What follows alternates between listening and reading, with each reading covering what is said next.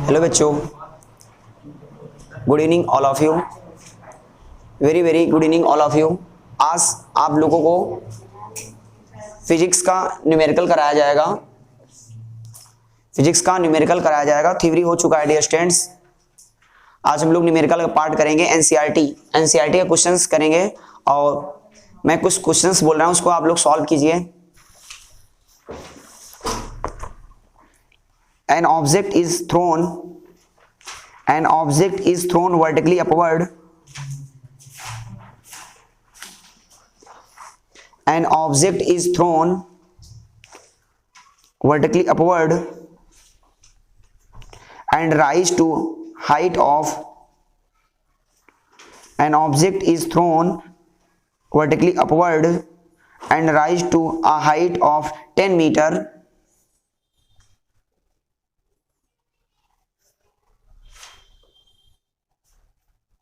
Full stop. Calculate the velocity with which the object was thrown. The velocity with which the object was thrown upward.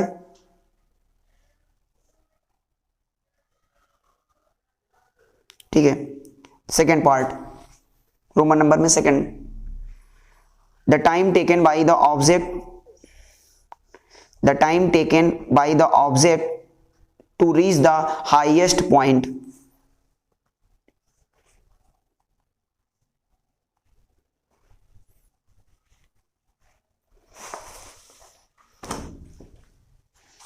इसमें G की value लेना 9.8।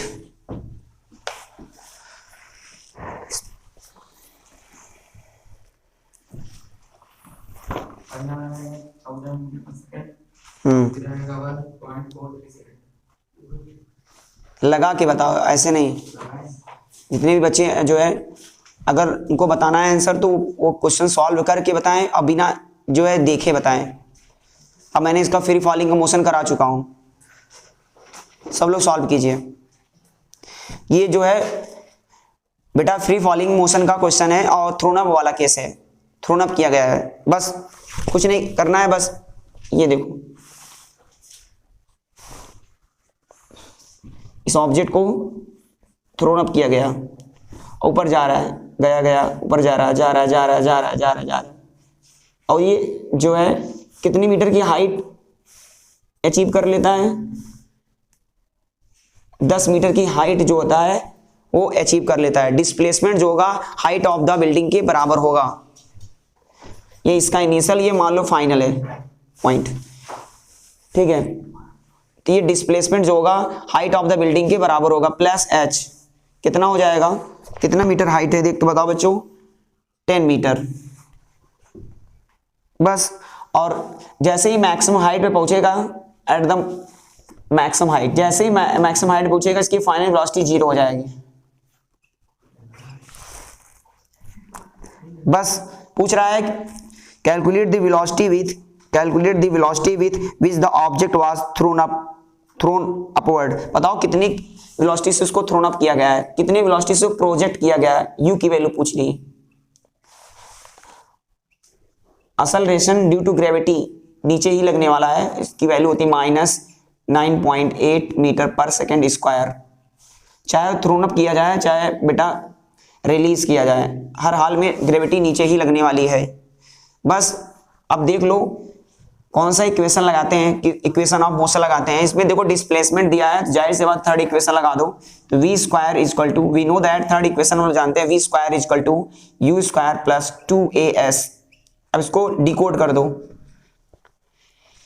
क्या हो जाएगा बच्चों? v की वैल्यू तो 0 हो जाएगी मैक्सिमम हाइट पे, 0 का स्क्वायर, u की वैल्यू पूछ रहा है plus 2a acceleration due to gravity -9.8।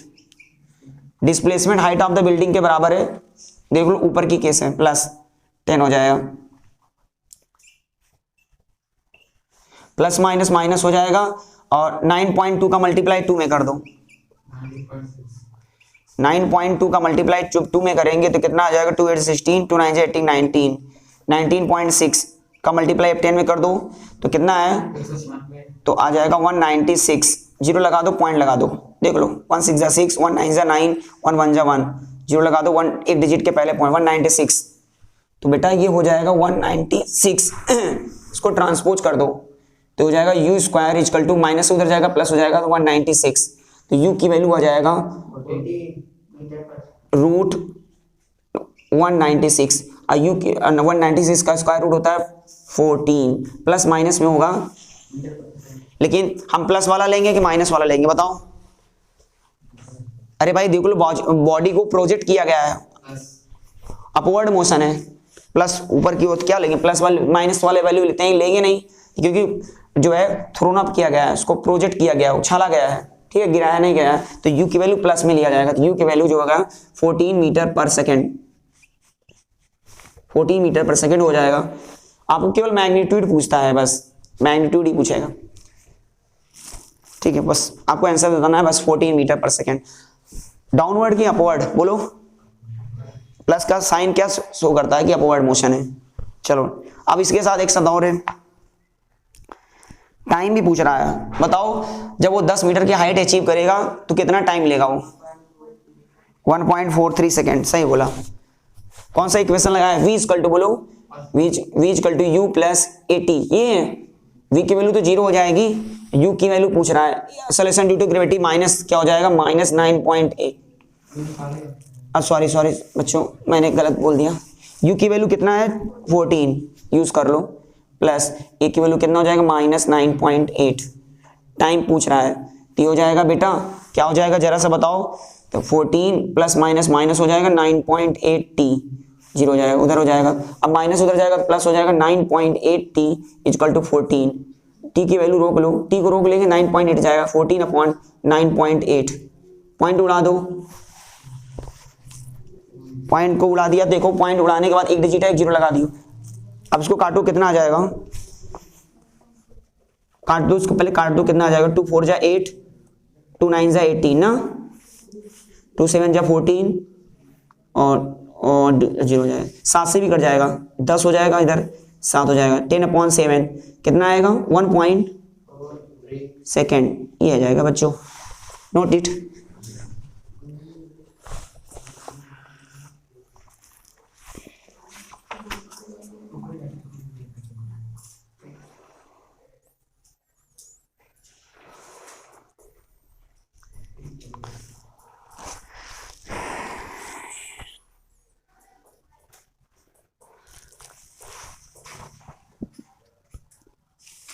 हो गया, नेक्स्ट क्वेश्चन है,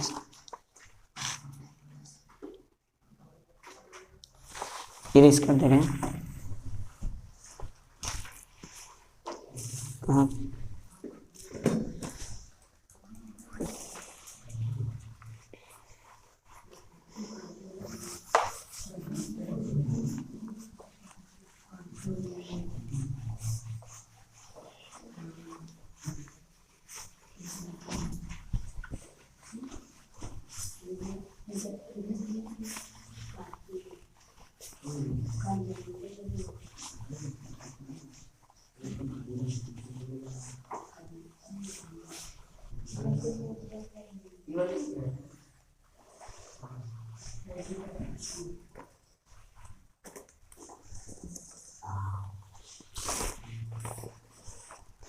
नेक्स्ट क्वेश्चन है, अगला लिखिए आप लोग,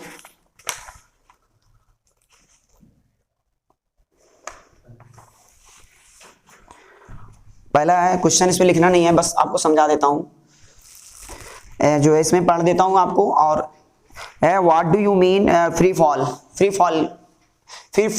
फॉल क्या होता है, मैंने आपको ये तो नोट्स में बता दिया था, फ्री फॉल ये तो नोट्स में है, फ्री फॉल बताया था, हाँ, कि फ्री फॉलिंग एक ऐसा सिचुएशन होता है जब किसी ऑब्जेक्ट को किसके हवाले छोड़ दिया जाता है, ग्रेविटी के हवाले। फ्री फॉलिंग एक ऐसा सिनेरियो होता है, एक ऐसा सिचुएशन होता है जब किसी ऑब्जेक्ट को किसके हवाले छोड़ देता है, ग्रेविटी के। अभी देखो हमारे प्रयागराज में एयर शो चला था, एयर शो हुआ था, देखो इसमें पैराशूट से नीचे गिरे थे, तो क्या वो ऊपर ही लटके थे कि नीचे आए थे, बोलो नीचे आए थे, जाहिर सी बात है ग्रेविटी नीचे लग रहा है, ये चीज है। तो ये फ्री फॉलिंग एक ऐसा सिचुएशन होता है बेटा जो क्या कहते हैं, जब हम किसी ऑब्जेक्ट को ग्रेविटी के हवाले छोड़ देते हैं।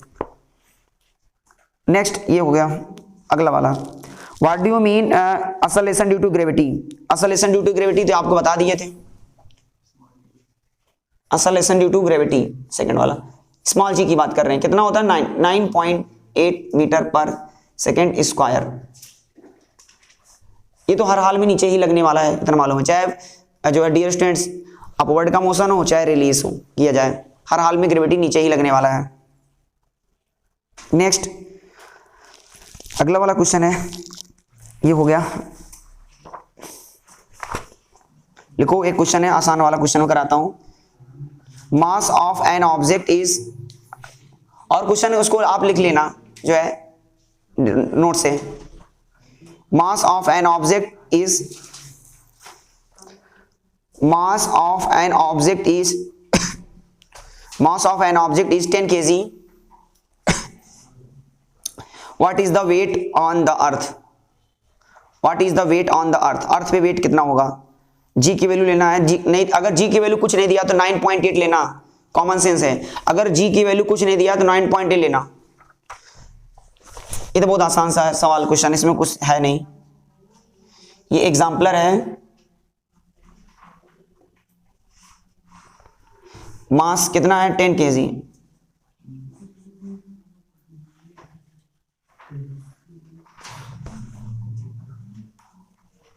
मास तुम्हारा 10 है, जी की वैल्यू कितना है बोलो 9.8, तो हो जाएगा 98 Newton, 98 Newton.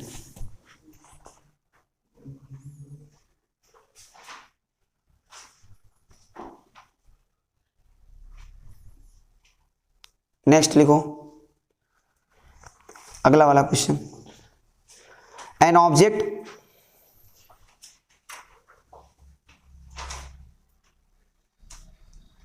an object weight 10 Newton,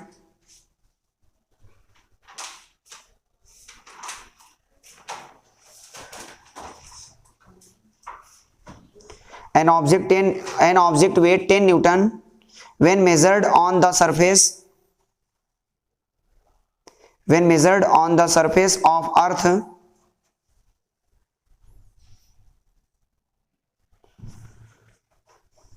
full stop. Earth पे उसका ऑब्जेक्ट 10 न्यूटन है, तो पूछ रहा है what would be its weight, what would be its weight, what would be its weight when measured on the surface, what would be its weight on, what would be its weight when measured on the surface of the moon. बताओ moon पे wait क्या होगी, इसका भी relation बताया हूं, 1.6 Newton, सही है। आपको वेट ऑफ मून और वेट ऑफ अर्थ में रिलेशन बताया था, याद है? तो क्या बताया था, वेट ऑफ मून, ये एग्जाम्पलर है 10.5, weight of moon equal to होता है 1/6 अप 1 वेट ऑफ अर्थ, ये होता है weight of moon equal to होता है 1/6 weight of earth, weight of earth, weight of earth, earth पे वेट कितना है दिया है 10 न्यूटन, 10/6, इसको कर दो कितना आ जाएगा, मून पे वेट कितना आ जाएगा, हाँ मून पे वेट कितना हो जाएगा 1.67 न्यूटन, 1.67 न्यूटन। नेक्स्ट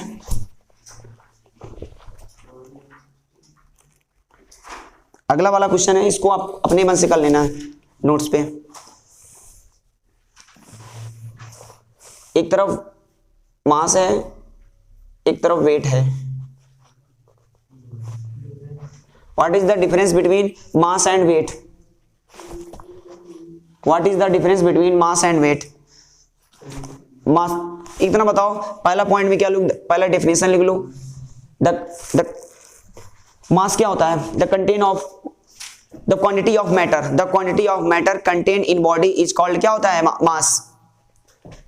वेट एक टाइप का फोर्स होता है, ठीक है, जो ग्रेविटेशनल फोर्स होता है।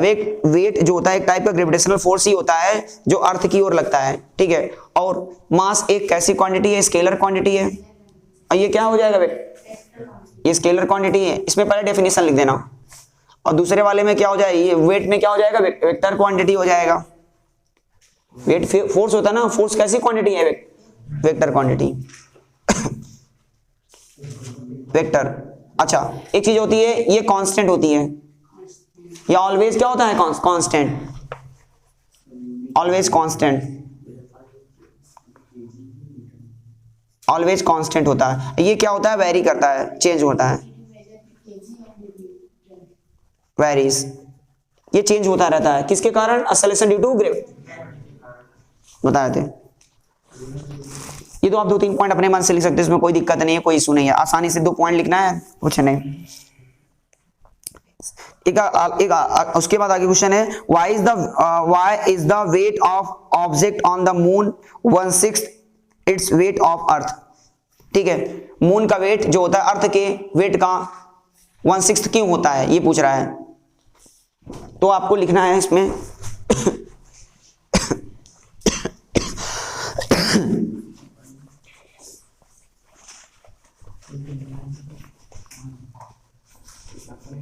कल जो है सबको शाम को 4 बजे आना है, 4, ठीक है। आओगे तो कोऑर्डिनेट ज्योमेट्री पढ़ाया जाएगा, कोऑर्डिनेट ज्योमेट्री पढ़ाया जाएगा संडे को।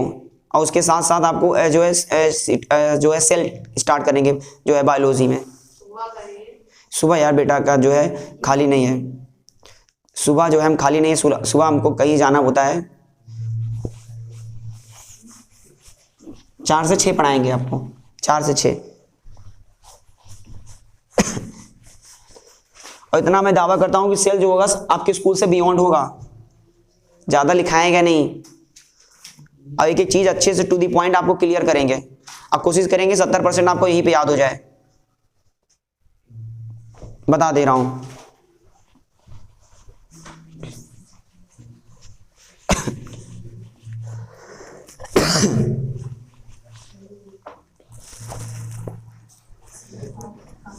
यही पूछ रहा है, weight of moon is equal to the 1/6 weight of earth. ऐसा क्यों होता है? वाई? तो ये होता है बिकॉज आपने ये पढ़ा होगा, acceleration due to gravity,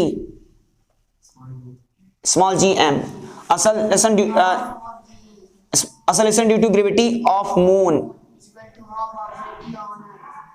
half of the नहीं क्या 1/6 1 जी, ये होता है इसके कारण। तो लिख दो because acceleration due to gravity of moon, because acceleration due to gravity of moon is equal to the, because acceleration due to gravity of moon is equal to the 1/6 acceleration due to gravity on earth, acceleration due to gravity of earth। ठीक है, इसके कारण से ये होता है। Next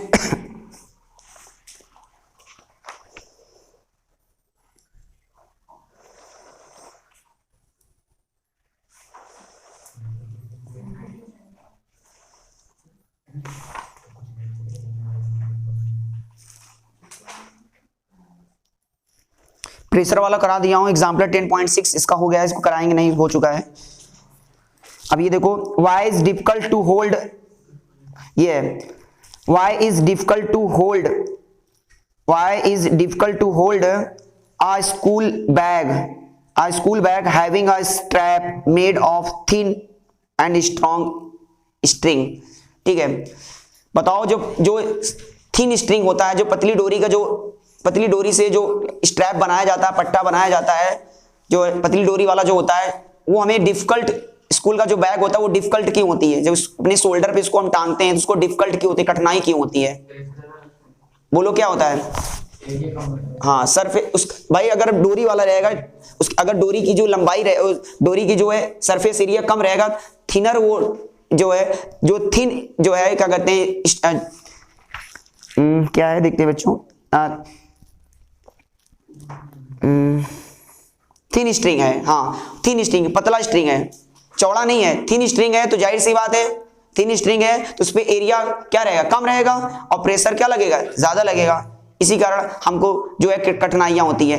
thin वाला जो स्ट्रिंग होता है, जो पतला वाला जो स्ट्रिंग होता है, अगर हम उसको स्कूल बैग को अगर अपने शोल्डर पे टांगते हैं तो हमको ज्यादा प्रेशर एक्सर्ट होता है, हमारे शोल्डर पर प्रेशर ज्यादा एक्सर्ट होता है। Why? Because surface area is less, surface area कम होता है, और सरफेस एरिया के कम होने की वजह से प्रेशर क्या लगता है, ज्यादा।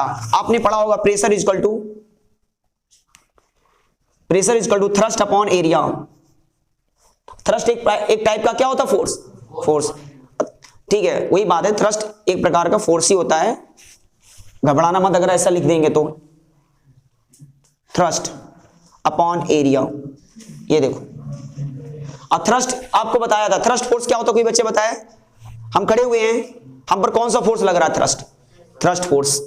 बैठे हुए आप लोग भी बैठे हुए हो, आप पर भी थ्रस्ट फोर्स लग रहा है, ठीक है, सोफे पे बैठे हुए तब भी आप पर थ्रस्ट फोर्स लग रहा है। थ्रस्ट फोर्स क्या होता है, perpendicular force on surface, perpendicular force on surface. अगर किसी सरफेस पर परपेंडिकुलर फोर्स लग रहा है तो उसे क्या बोला जाएगा, थ्रस्ट फोर्स। अब pressure equal to thrust upon area. अब बताओ, जब पतली स्ट्रिंग रहेगा, पतली डोरी रहेगी, उसकी सरफेस एरिया कम है, सरफेस एरिया जो है कम, सरफेस एरिया इज लेस। जब सरफेस एरिया कम रहेगा तो बताओ प्रेशर क्या लगेगा, ज्यादा हो जाएगा, प्रेशर ज्यादा। तो इसको लैंग्वेज में लिखना चाहो, लैंग्वेज में लिख लो, लिखो लैंग्वेज में लिख लो।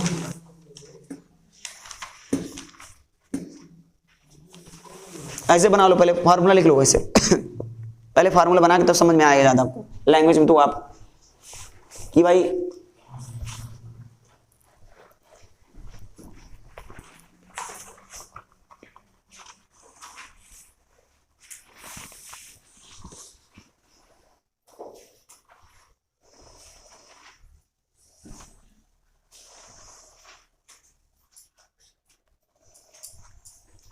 हो गया।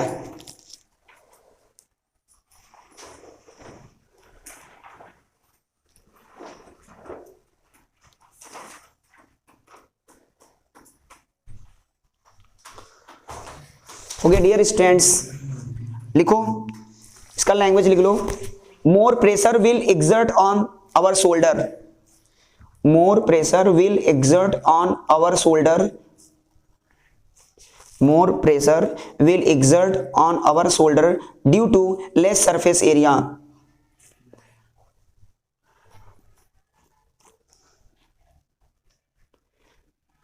due to less surface area or due to less surface area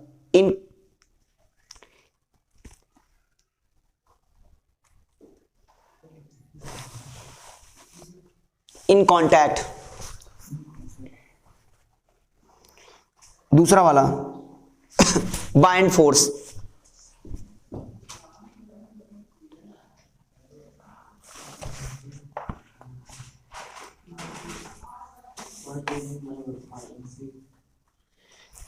buoyancy,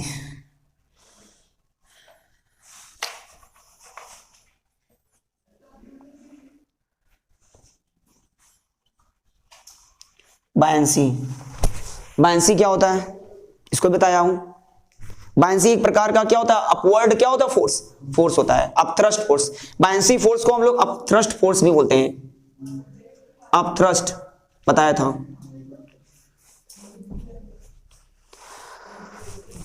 upthrust जो जब किसी बॉडी को देखो डिप किया जाता है, जैसे आप मेरे प्यारे बच्चों, भरी बाल्टी हुई है, पानी से भरी हुई बाल्टी है, जब आप मग्गे को इसको प्रेस करते हो तो मग्गा जो जैसे ही आप छोड़ते हो, मग्गे को छोड़ते हो, एकदम से राइज कर जाता, उठ जाता है। इसका मतलब पानी ऊपर की ओर क्या लगाता है, फोर्स लगाता है। तो एक अपवर्ड फोर्स होता है। अब बाइंड फोर्स ऑलवेज हमेशा ऊपर की ओर लगता है, जो डूबती हुई चीजों को बचाने का प्रयास करती है, ठीक है, जो डूबती हुई चीजों को बचाती है उसके ऊपर क्या लगाता है, बाइंड फोर्स। अब थ्रस्ट फोर्स लिख लो नेक्स्ट, अब तो हो जाएगा, इसको लिख लो, नोट्स में लिखा है ये नोट्स में लिख लेना, ये नोट्स में।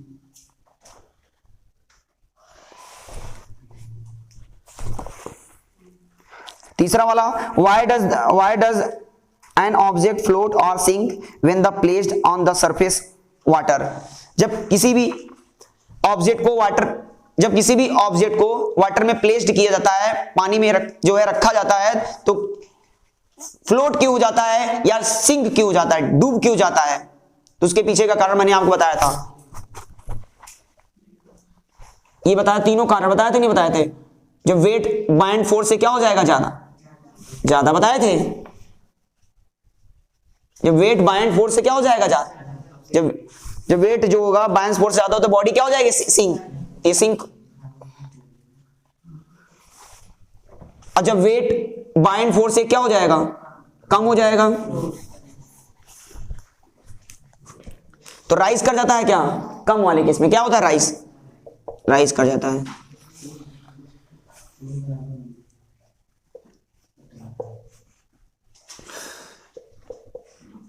ये, और जब इक्वल हो जाए तब फ्लोट करती है, ये तो बताया था फ्लोट, तो ये लिख लेना आप, ये तो आप लिख ही सकते हो, लिख लेना।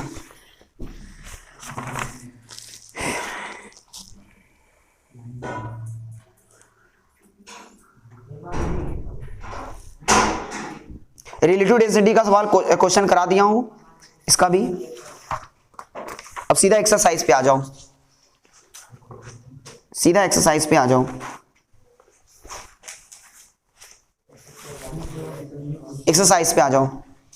इसमें क्वेश्चन अच्छे लेवल के हैं, एग्जाम में हो सकता है आएंगे,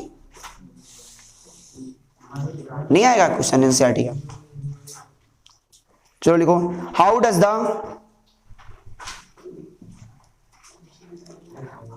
the force of gravitation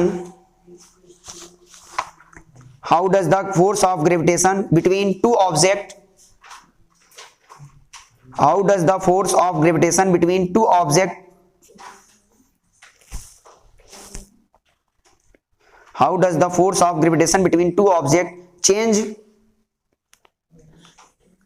when the distance between them is reduced half? उसके डिस्टेंस हाफ कर दिया जाता है। How does the force of gravitation between two objects change when the distance between them is reduced to half? बताओ इसका कितना force कितना times हो जाएगा? पहला ही 4 टाइम्स। लगा के करो, लगा के बताओ फटाफट।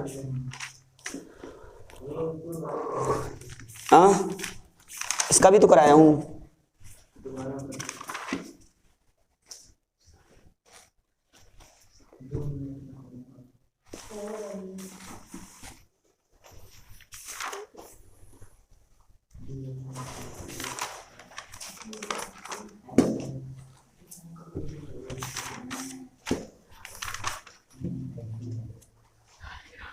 चलो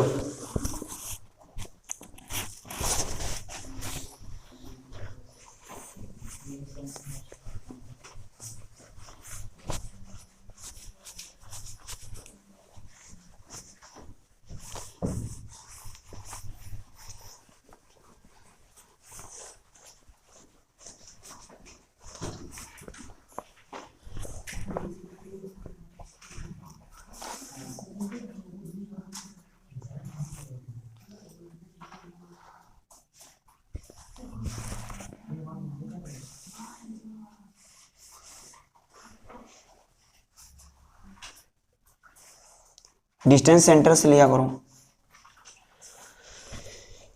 सेंट्रल फोर्स है ना, gravitational force is also known as central force. तो F इक्वल टू होता है G m1 m2, इसका इस बॉडी का मास m1, दूसरे बॉडी का मास m2, इसका ग्रेविटेशनल फार्मूला हो जाएगा, क्या हो जाएगा, G m1 m2 upon r square. अब डिस्टेंस को रिड्यूस कर दो, ये देखो बेटा, ये जो डिस्टेंस r था वो हाफ हो गया, देखो हाफ हो गया, लिखा है distance between them is reduce half, distance कम करके हाफ कर दिया जाए, r/2 कर दिया जाए, तब बताओ फोर्स में कितना चेंज आएगा, कर सकते हो इसका, मास तो वही रहेगा। चलो तो क्या हो जाएगा, इससे जो फोर्स निकलने वाला है F डैश हो जाएगा, इसको F मान लो, F डैश, तो क्या हो जाएगा, G m1 की वैल्यू वही रहेगी, m2 यही रहेगा, r स्क्वायर, r/2 का क्या हो जाएगा, होल स्क्वायर, तो F डैश इक्वल टू हो जाएगा G m1 m2 r/2 का होल स्क्वायर करोगे तो क्या हो जाएगा, r स्क्वायर बाई 4 हो जाएगा, तो F डैश इक्वल टू हो जाएगा, 4 ऊपर चला जाएगा, तो 4G m1 m2 अपॉन क्या हो जाएगा, r स्क्वायर, और G m1 m2 upon r square, G m1 m2 upon r square, ठीक है, G m1 m2 upon r square क्या हो जाएगा, F हो जाएगा।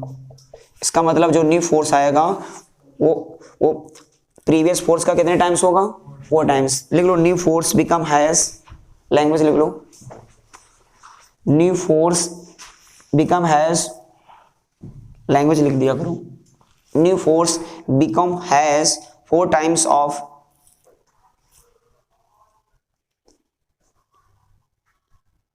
Times of previous force.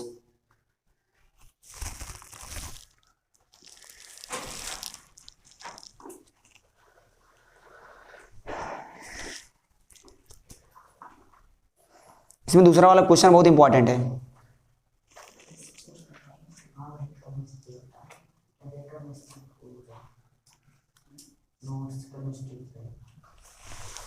हो गया। दूसरा वाला क्वेश्चन मैं पढ़ रहा हूं, जरा देखो बच्चों, gravitational force acts on all object, gravitational force सभी ऑब्जेक्ट पे लग रहा है, ठीक है, gravitational force acts on all object in proportional to their masses. कह रहा है अगर ग्रेविटेशनल फोर्स, आपने पढ़ा होगा ग्रेविटेशनल फोर्स होता है F equal to G m1 m2 upon r square ही होता है, और ये जो ग्रेविटेशनल फोर्स होता है मास के क्या है, डायरेक्टली प्रोपोर्शनल है कि इनवर्सली प्रोपोर्शनल है, बोलो बच्चों क्या है, डायरेक्टली प्रोपोर्शनल है, उसने बोल भी रखा है, अगर जो है डियर स्टूडेंट्स फोर्स जो है मास के डायरेक्टली प्रोपोर्शनल है, डायरेक्टली प्रोपोर्शनल का मतलब है अगर मास ज्यादा होगा तो फोर्स भी क्या होगा, ज्यादा होगा, अगर मास कम होगा तो फोर्स क्या होगा, कम होगा। तो इसके हिसाब से अगर मेरे प्यारे बच्चों ये बोल रखा अगर ऐसा है तो बताओ क्यों हैवी ऑब्जेक्ट जो है लाइट ऑब्जेक्ट की तुलना में क्यों पहले नहीं गिरता है, ज्यादा मास है तो पहले उसको गिरना चाहिए, एक को, अब जैसे देखो छत पे मैं खड़ा हो गया हूं मान लो, और एक तरफ जो है एक को हाथी को गिरा दिया और दूसरी तरफ जो है चूहे की गिराऊंगा, तो बताओ दोनों जो है पहले कौन गिरेंगे, हाथी गिरेगा कि चूहा गिरेगा कि क्या कहते हैं दोनों सेम टाइम पे गिरेंगे। अगर अभी वैक्यूम की बात नहीं कर रहे हैं, ठीक है, बात समझो बोल, मान लो यहाँ वैक्यूम का मतलब एयर है, एयर के पार्टिकल्स हैं, ठीक है, वैक्यूम का मतलब क्या है, ठीक है। अभी सुनो देखो, पहले एक होता है मीडियम, बेटा समझो, पहले गलत बोल दिया मैं, मीडियम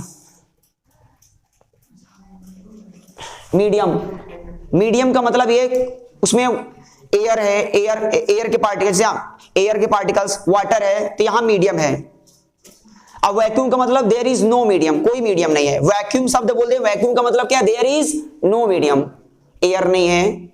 लेकिन जब हम ऊपर से गिराएंगे, डियर स्टूडेंट ध्यान देना, जब ऊपर से गिराएंगे एयर के पार्टिकल्स रहेंगे, ठीक है, ध्यान दो पहले, तो क्या है, पहले क्वेश्चन को फिर से रीड कर दे रहा हूं, gravitational force act on all object in proportional to their masses. अगर ग्रेविटेशनल फोर्स जो है मास के डायरेक्टली प्रोपोर्शनल है, तो बताओ हैवी ऑब्जेक्ट लाइट के ऑब्जेक्ट की कंपैरिजन में पहले क्यों नहीं गिरता है, हैवी। देखो एक समझा देता हूं, ये देखो एक ये ग्राउंड है। अब बताओ दोनों को देखो उसी पॉइंट से गिरा जा रहा है। देखो पहले वाले में जो है मान लो हाथी है, पहले वाले सिनेरियो में हाथी, एलिफेंट मान लो, एलिफेंट, इसमें चूहा हो जाएगा मान लो, रैट। बताओ दोनों ही अब गिराया गया है, गिराया गया है, तो बताओ हाथी पहले गिरेगा कि चूहा पहले गिरेगा कि दोनों सेम टाइम में गिरेंगे? अब भाई देखेंगे, देखते हैं कैसा कहानी है इसका।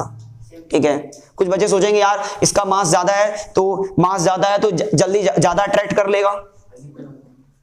ठीक है, क्योंकि उसने पढ़ा है gravitational force directly proportional to the क्या है, मास ऑफ ऑब्जेक्ट। मास ज्यादा होगा तो फोर्स क्या लगेगा, ज्यादा। ग्रेविटेशनल फोर्स है और ग्रेविटेशनल फोर्स अट्रैक्टिव नेचर का होता है, वो ऑब्जेक्ट को क्या करेगा, अट्रैक्ट कर लेगा, खींच लेगा। तो हाथी को जल्दी खींच लेना चाहिए, मास ज्यादा है उसको जल्दी खींचेगा, ज्यादा ग्रेविटेशनल फोर्स लगेगा। इसका ग्रेविटेशनल फोर्स कम है तो ये कम अट्रैक्ट होगा, ऐसा कुछ नहीं है। इसका हम इक्वेशन ऑफ मोशन का सहारा से लेके आपको बताते हैं। बताओ गिराया गया है, फ्री फॉलिंग मोशन, बताओ u की वैल्यू क्या हो जाएगी, जीरो हो जाएगी। ठीक है, इसको भी गिराया गया है। और डिस्प्लेसमेंट जो होगा क्या हो जाएगा, हाइट ऑफ द बिल्डिंग के क्या होगा बरा, ये डिस्प्लेस मान लो प्लस एच होगा कि माइनस एच होगा, माइनस एच हो जाएगा। इसका भी डिस्प्लेसमेंट माइनस एच हो जाएगा। u की वैल्यू ये भी जीरो हो जाएगी। ठीक है, u की वैल्यू क्या हो जाएगी, जीरो। मान लो यहां से जो टाइम होगा वो t1 हो जाएगा। यहां पे जो यहां से यहां तक गिरने में उसको टाइम लगा, क्या लगा, t2। t1 की अलग निकाल लो, इस वाले सिनेरियो में t1 अलग निकालो, इस सिनेरियो में t2 निकालो, फटाफट लगाओ। तो कौन सा इक्वेशन देख लो, गिराया गया है टाइमिंग। बताओ s इक्वल टू क्या होता है, ut plus half at square first case में, फॉर एलिफेंट वाले सिनेरियो में s equal to ut plus half at square. u की वैल्यू जीरो हो जाएगी, plus half acceleration due to gravity नीचे लगने वाली है,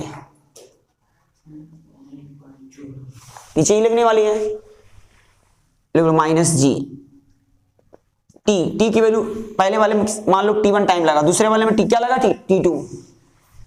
दो बॉडी है ना, दो बॉडी, एक एलिफेंट है एक रैट है, तो ये हो जाएगा t1। डिस्प्लेसमेंट क्या हो जाएगा, माइनस डिस्प्लेसमेंट, इसमें डिस्प्लेसमेंट क्या हो जाएगा, माइनस एच। देखते रहना बच्चों। तो माइनस एच इक्वल टू हो जाएगा प्लस माइनस माइनस हो जाएगा, प्लस माइनस माइनस जी एच अपॉन 2, ये हो जाएगा, माइनस माइनस कैंसिल हो जाएगा। तो ओ ये हो जाएगा बेटा, रुके रहो, t1 स्क्वायर हो जाएगा। एच एस क्या हो जाएगा, कैंसिल, नो एच कहाँ कैंसिल होगा, दे फिर से। देखो बेटा थोड़ा सा गलत हो गया। देखो डिस्प्लेसमेंट क्या हो जाएगा, देख लो, डिस्प्लेसमेंट माइनस एच, u की वैल्यू जीरो है, सही है, half acceleration due to gravity क्या हो जाएगा, माइनस जी। टाइम जो है t1 का स्क्वायर हो जाएगा। फटाफट अब सॉल्व कर लो, माइनस एच इक्वल टू क्या हो जाएगा, plus minus minus G by 2 t1 square. तो बताओ क्या हो जाएगा, माइनस से माइनस कैंसिल हो जाएगा, तो ये 2h अपॉन जी नीचे चला जाएगा, तो t1 square, t1 equal to हो जाएगा अंडर रूट 2h बाई जी। इसका टाइम लगा, हाथी गिरने में कितना टाइम लिया, t1 इक्वल टू क्या, 2h बाई जी। अब देखो इसका t2 वाला निकालो, देखो इसका सेम आता है क्या है। अब रैट के लिए निकाल लो, ये तो हाथी के लिए कहानी हो गई, रैट के लिए निकालो। अगर दोनों का इक्वेशन सेम आ जाएगा तो जान लेना कि दोनों टाइमिंग क्या रहेगा, सेम। हाँ, दोनों सेम टाइम में गिरे, चाहे हाथी क्यों गिराओ, चाहे कितना भी बड़ा ऑब्जेक्ट रहे और एक तरफ लाइट ऑब्जेक्ट गिराओ, हर हाल में दोनों ही सेम टाइम पे गिरेंगे। ठीक है, निकाल, हाँ पढ़ा रहे हैं।